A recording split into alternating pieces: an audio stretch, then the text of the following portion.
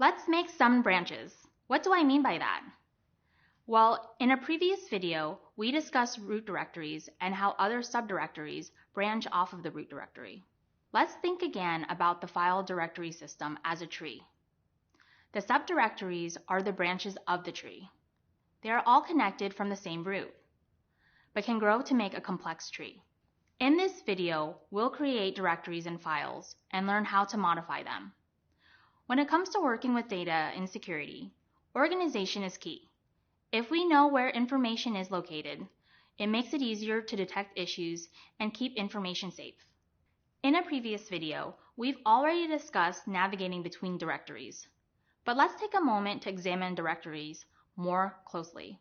It's possible you're familiar with the concept of folders for organizing information. In Linux, we have directories. Directories help organize files in subdirectories. For example, within a directory for reports, an analyst may need to create two subdirectories, one for drafts and one for final reports. Now that we know why we need directories, let's take a look at some essential Linux commands for managing directories and files. First, let's take note of commands for creating and removing directories. The mkdir command creates a new directory. In contrast, rmdir removes or deletes a directory. A helpful feature of this command is its built-in warning that lets you know a directory is not empty. This saves you from accidentally deleting files. Next, you'll use other commands for creating and removing files. The touch command creates a new file, and then the rm command removes or deletes a file.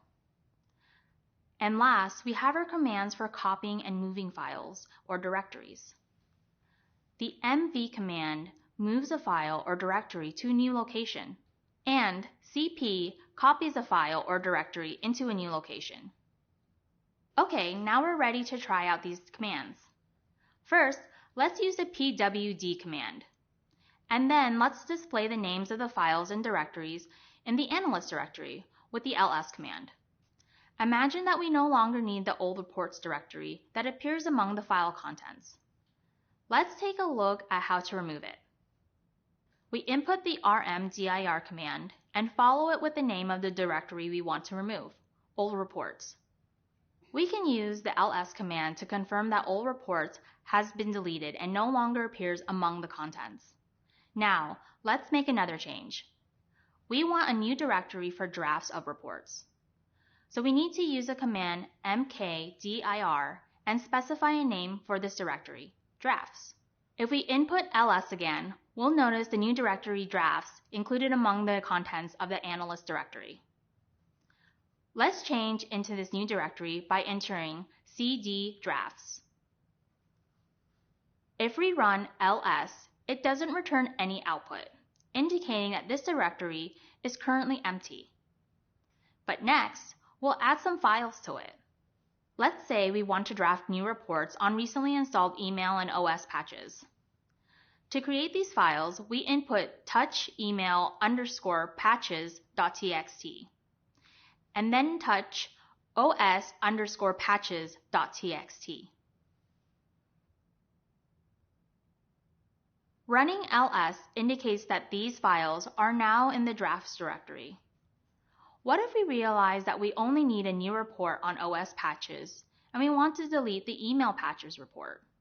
To do this, we input the rm command and specify the file to delete as email _ patches.txt. Running ls confirms that it's been deleted. Now, let's focus on our commands for moving and copying. We realize that we have a file called email policy in the reports folder that is currently in draft format. So we want to move it into the newly created drafts folder. To do this, we need to change into the directory that currently has that file.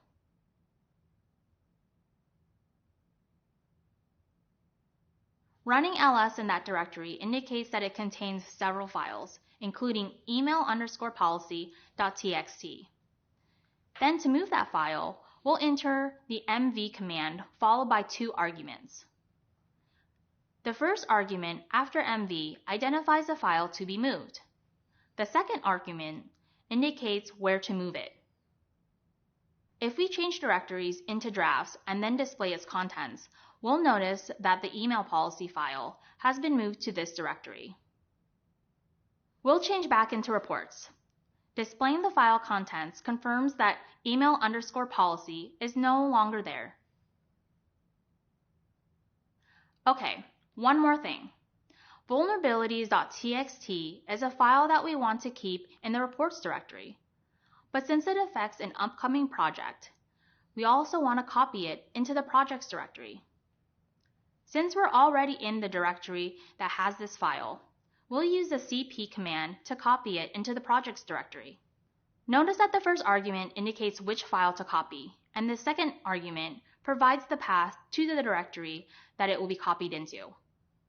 When we press Enter, this copies the vulnerabilities file into the projects directory, while also leaving the original within reports.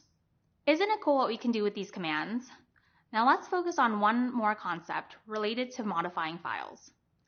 In addition to using commands, you can also use applications to help you edit files.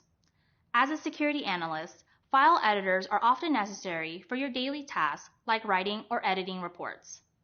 A popular file editor is Nano. It's good for beginners. You can access this tool through the Nano command. Let's get familiar with Nano together. We'll add a title to our new draft report, os_patches.txt. First, we change into the directory containing that file. Then, we input Nano followed by the name of the file we want to edit, os_patches.txt. This brings up the Nano file editor with that file open.